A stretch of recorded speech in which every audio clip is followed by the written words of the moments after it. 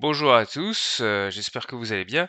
On se retrouve aujourd'hui pour parler d'un film qui pour moi est culte, c'est La folle journée de Ferris Bueller, Ferris Bueller's Day Off en anglais.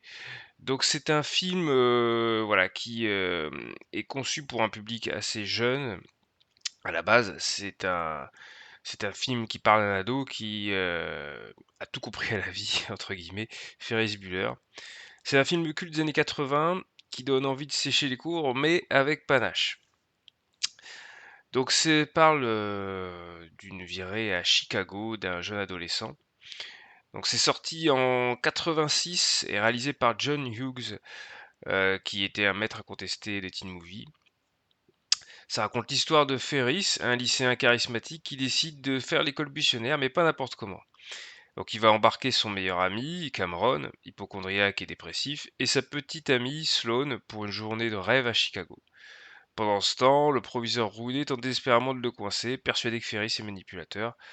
Petit spoiler, il est un manipulateur, mais on l'aime quand même. Surtout quand on voit tout ce qu'il fait dans le film.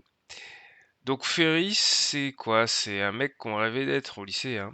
Il parle à la caméra, il manipule tout le monde, il transforme Joe Bala en aventure épique.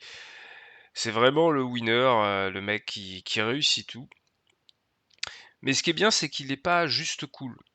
Ça va au-delà de ça, c'est quelqu'un d'intelligent, de drôle, et qui a une philosophie voilà, qui est assez intéressante.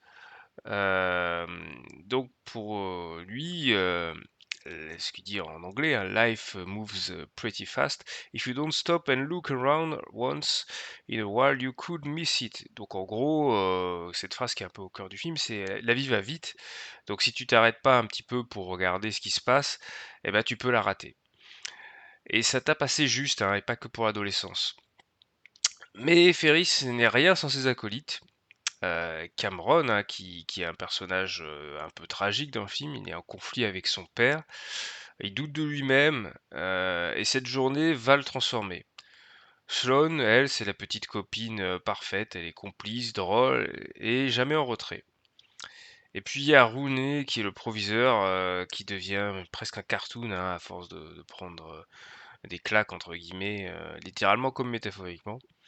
Et sans oublier sa sœur Ferris, Jenny, jalouse mais finalement touchante. Bon, pour ceux qui connaissent, Parker Lewis s'est grandement inspiré de la série, enfin du film, pardon.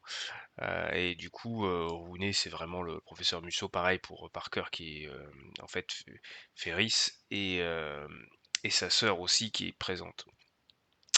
Et puis le quatrième mur aussi qui est brisé régulièrement.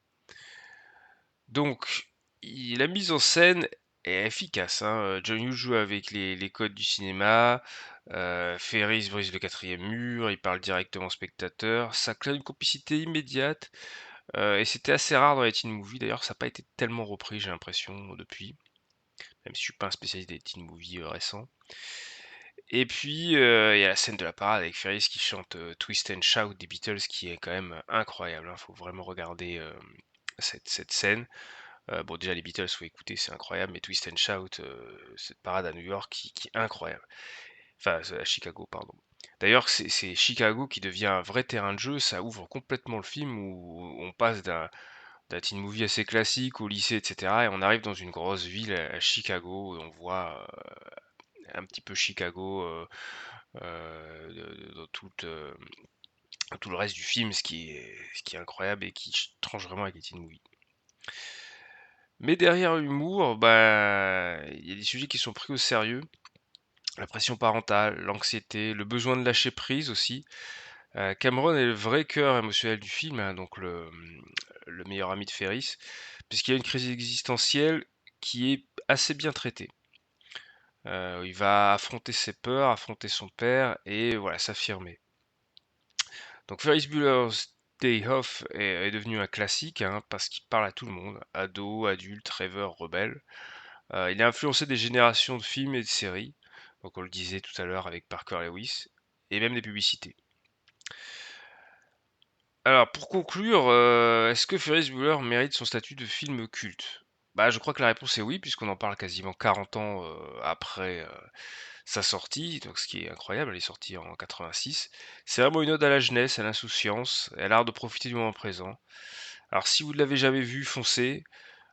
Si vous l'avez déjà vu, regardez-le encore. C'est un film qui donne la patate, hein, qui est vraiment, un film assez cool.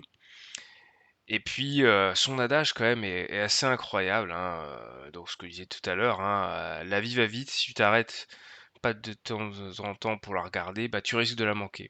C'est ce qu'il répète plusieurs fois dans le film et c'est, je pense, bah, ce qui doit nous tenir un peu, éveillés, hein, dans nos vies. Donc voilà, pour moi, c'est vraiment un film culte à voir et à revoir. Si vous avez aimé la vidéo, n'hésitez pas à mettre un petit like, à vous abonner et à commenter, hein, si, vous êtes aussi fan de Ferris Bueller.